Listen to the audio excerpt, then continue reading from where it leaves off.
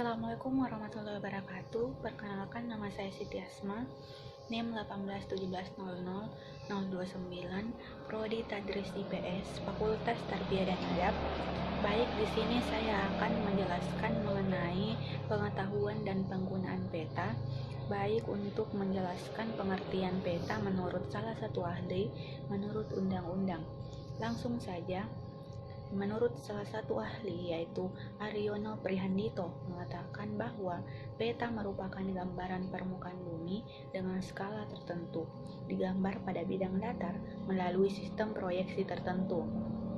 Sedangkan menurut Pasal 5 Ayat 2 Undang-Undang Dasar Negara Republik Indonesia tahun 1945 mengatakan bahwa peta adalah suatu gambaran dari unsur-unsur alam atau buatan manusia yang berada di atas maupun di bawah permukaan bumi yang digambarkan pada suatu bidang datar dengan skala tertentu.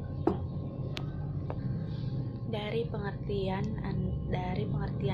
salah satu ahli dan menurut undang-undang, jadi di sini saya dapat simpulkan bahwa peta adalah lembaran suatu seluruh atau sebagian permukaan bumi pada bidang datar yang diperkecil dengan menggunakan skala tertentu. Selanjutnya yaitu apakah peta termasuk DENA? Jadi di sini DENA itu tidak termasuk peta. Karena kenapa?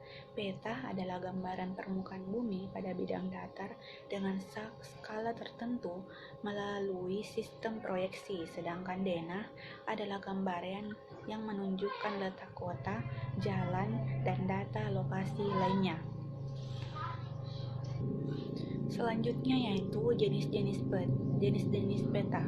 Yang pertama yaitu berdasarkan skala, yang dimana berdasarkan skala ini terdapat 5 komponen. Yang pertama yaitu peta skala besar. Peta skala besar seringkali digunakan untuk menggambarkan suatu wilayah yang cakupannya masih sempit, misalkan peta kelurahan, peta kecamatan, dan peta kota. Nah, biasanya peta ini memiliki skala antara 1/5.000 sampai 1/250.000. Nah, yang kedua yaitu peta skala kadaster. Peta skala kadaster adalah peta yang memiliki skala antara 1/100 sampai dengan 1/5.000. Nah, biasanya peta ini digunakan untuk menggambarkan luas tanah. Selanjutnya yaitu peta skala geografis, yang dimana peta skala geografis memiliki skala lebih kecil dari 1/1, sehingga bisa dibayangkan seberapa luas cakupan dari peta skala geografis ini. Peta ini biasanya digunakan dalam pembuatan peta benua atau peta dunia. Selanjutnya yaitu peta skala sedang. Peta skala sedang yaitu peta yang berskala antara 1/250 hingga 1/5. Peta tersebut digunakan untuk menggambarkan daerah yang agak luas, misalnya peta provinsi timur, provinsi Bali, dan sebagainya. Selanjutnya yaitu peta skala kecil. Peta skala kecil yaitu peta yang berskala antara 1/5 sampai dengan 1/1. Peta ini digunakan untuk menggambarkan daerah yang cukup luas, misalnya peta Indonesia dan peta Malaysia. Selanjutnya itu berdasarkan sumber data. Nah, berdasarkan sumber datanya terbagi menjadi 2. Yang pertama, peta induk atau basic map, dan dimana peta yang digunakan berdasarkan hasil survei langsung ke lapangan dan dijadikan sebagai acuan dari peta turunan. Yang kedua yaitu peta turunan atau drive map, yaitu merupakan peta yang dibuat berdasarkan pada acuan peta yang sudah ada, sehingga tidak memerlukan survei lapangan lagi. Selanjutnya yaitu berdasarkan kandungan informasi, terbagi menjadi 2, yaitu peta primer adalah bukti-bukti tertulis tangan pertama mengenai sejarah yang dibuat pada waktu peristiwa terjadi oleh orang yang ada atau hari pada peristiwa tersebut. Yang kedua yaitu peta sekunder, adalah tulisan mengenai sejarah berdasarkan bukti-bukti dari sumber pertama. Selanjutnya yaitu berdasarkan isi data. Yang pertama yaitu peta umum. Peta umum ini terbagi menjadi dua. Yang pertama, peta topografi, yang merupakan peta yang menggambarkan relief atau bentuk dari permukaan bumi. Nah, relief tersebut seperti gunung, lembah, dataran tinggi, bukit, sungai, bangunan, jalanan, dan permukiman, dan lain-lain. Bagian yang kedua yaitu peta korografi, adalah peta yang menggambarkan seluruh atau sebagian permukaan bumi yang bersifat umum dan berskala sedang. Contohnya, peta korografi adalah atlas. Nah, selanjutnya yaitu peta khusus, yang dimana peta yang menggambarkan secara khusus kenampakan-kenampakan yang terjadi di permukaan bumi. Contohnya, seperti peta geologi atau peta iklim, peta pariwisata, peta persebaran penduduk, peta tanah, dan peta lain-lainnya yang menggambarkan kondisi suatu wilayah khusus. Selanjutnya yaitu unsur-unsur peta. Yang pertama, arah atau orientasi, yang dimana secara umum peta menggunakan orientasi udara, yaitu bagian atas peta selalu menunjukkan arah utara. Bentuk atau simbol orientasi dari arah peta yang berbeda, salah satunya adalah panah dengan huruf U dari bagian atas. Orientasi terarah pada peta biasanya ditempatkan di tempat kosong di peta utama.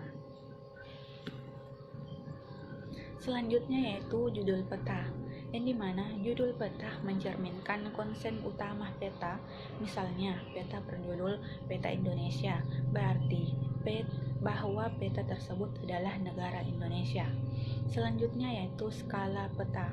Skala peta menunjukkan perbandingan jarak pada peta dengan jarak aktual di darat. Contohnya, peta dengan skala 1:1, berarti bahwa jarak 1 cm pada peta sesuai dengan 1 juta cm atau jarak 10 km di lapangan atau jarak sebenarnya. Selanjutnya, simbol atau lambang peta adalah karakter khusus pada peta yang mewakili objek yang ditugaskan. Nah, tujuan penggunaan simbol pada kartu adalah untuk memudahkan pengguna kartu untuk membaca dan memahami isi kartu itu sendiri.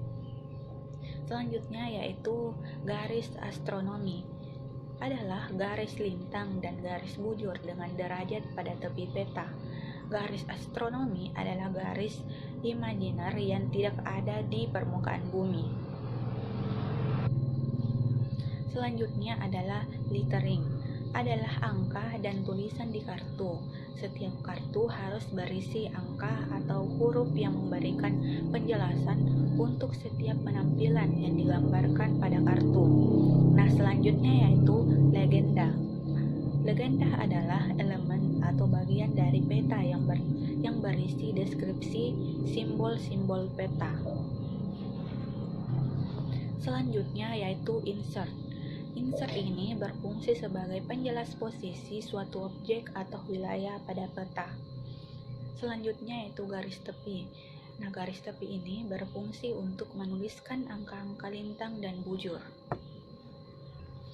Selanjutnya yaitu proyeksi peta, yang dimana proyeksi peta adalah suatu peta yang berguna untuk menggambarkan permukaan bumi tanpa adanya penyimpanan jarak atau lokasi, maka digambarkan dalam bentuk bulat atau yang disebut dengan globe. Nah, proyeksi peta ini terbagi menjadi 3. Yang pertama yaitu proyeksi silinder, di mana proyeksi seperti ini sangat baik untuk memetakan daerah yang berada di daerah khatulistiwa.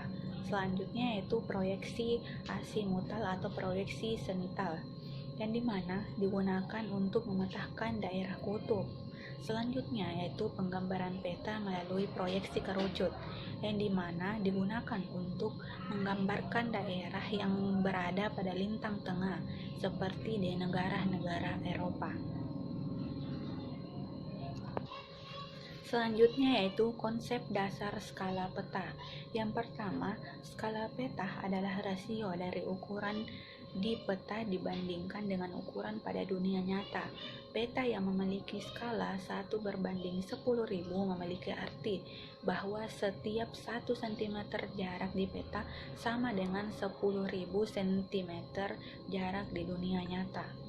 Nah, selanjutnya yaitu jika jarak antara titik A dengan titik B pada peta adalah 10 cm, maka di dunia nyata jarak antara titik A dan titik B termasuk adalah 100.000 cm atau sekitar 1 km.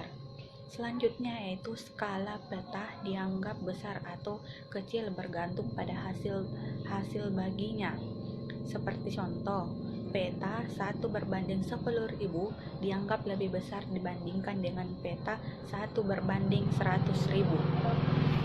Selanjutnya yaitu argumen-argumen mengenai bumi datar dan bumi bulat. Yang pertama yaitu foto bumi.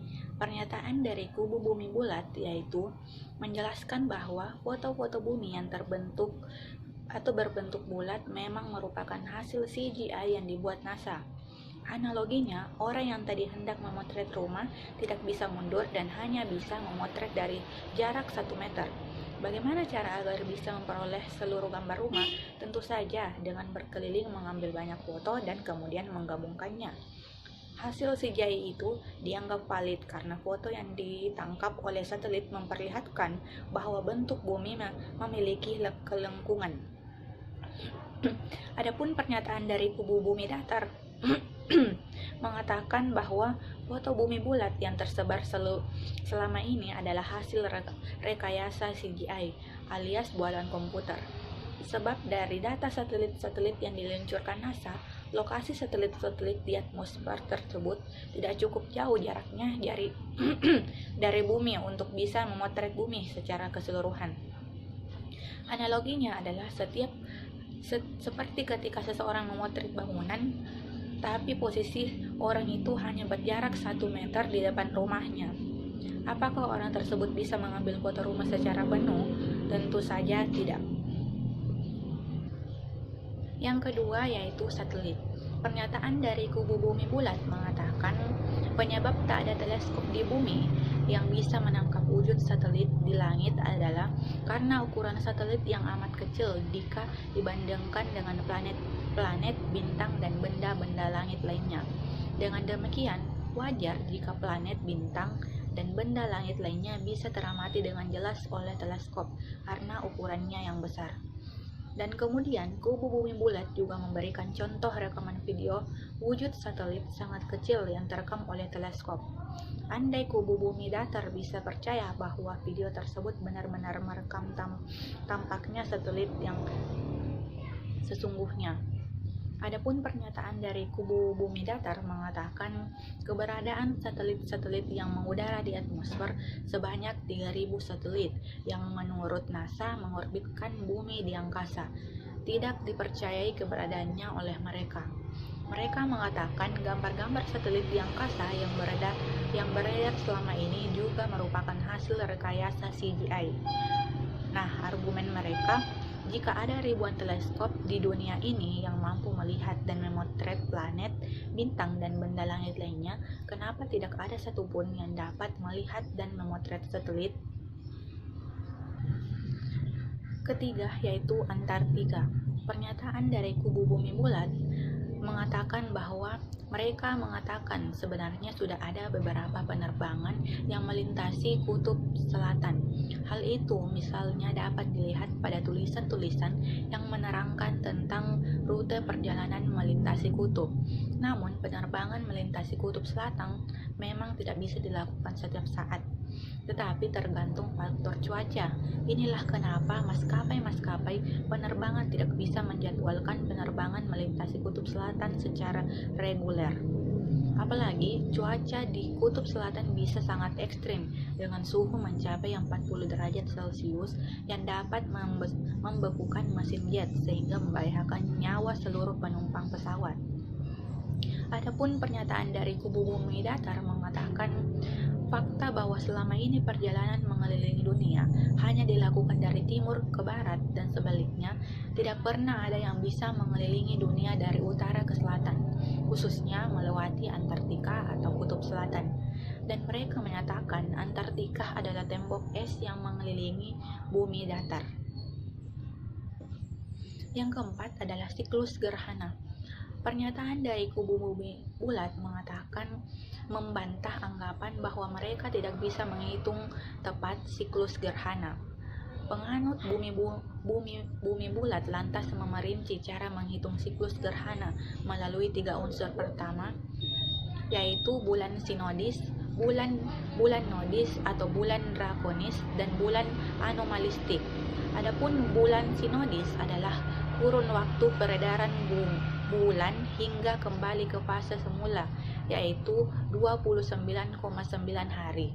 Bulan nodis atau bulan drakonis adalah kurun waktu saat bulan kembali melampaui titik simpul, yaitu 27,2 hari.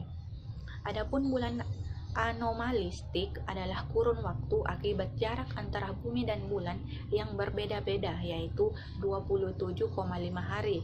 Dari ketiga kurun waktu tersebut kemudian dicari nilai kelipatan persekutuan terkecil, yakni 18 tahun dan 111/3 hari. Adapun pernyataan dari kubu bumi datar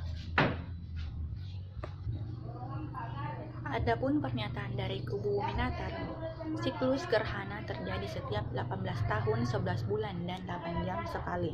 Siklus ini didapatkan dari siklus Saros yang dibuat oleh kaum Babilonia kuno ribuan tahun silam. Kubu bumi datar mengatakan bahwa NASA tidak pernah bisa menghitung dengan tepat siklus gerhana berdasarkan teori bumi bulat dan teori heliosentris. Mereka melainkan hanya mencomot angka dari siklus Saros yang sudah ada sejak dahulu kala. Yang kelima yaitu horizon. Pernyataan dari kubu bumi bulat membantah argumen tersebut mengenai penampakan horizon atau garis pertemuan imajiner antara bumi dan langit yang seolah setinggi mata itu justru menunjukkan bahwa bumi ini bulat. Kalau bumi datar, maka dari atas pesawat seseorang bisa melihat tepi bumi yang datar tersebut dengan teleskop canggih. Tetapi dari kejauhan, di lokasi manapun termasuk di lokasi yang dianggap dekat tepi bumi sekalipun, seseorang yang naik pesawat terbang tetap tidak bisa melihat harapan tepi bumi. Adapun pernyataan dari kubu bumi datar mengatakan bahwa horizon bumi yang terlihat selama ini adalah berbentuk garis, bukan lengkungan, sehingga bentuk bumi adalah datar, bukan bulat. Hal ini misalnya terlihat kasat mata dari atas pesawat bahwa horizon bumi tetap terlihat setinggi mata, yang artinya bentuk bumi adalah rata atau datar. Mereka juga menunjukkan percobaan bahwa kapal yang menjauh ke lautan ternyata bisa terlihat seluruh bagiannya, bukan hanya bagian atasnya seperti yang selama ini didengungkan pemercaya bumi bulat. Flash Etcher membuktikannya dengan menggunakan kamera berkekuatan 83 kali optical zoom maupun teropong. Hasilnya, seluruh bagian kapal masih bisa terlihat meski tampak kecil karena perspektif jarak yang jauh.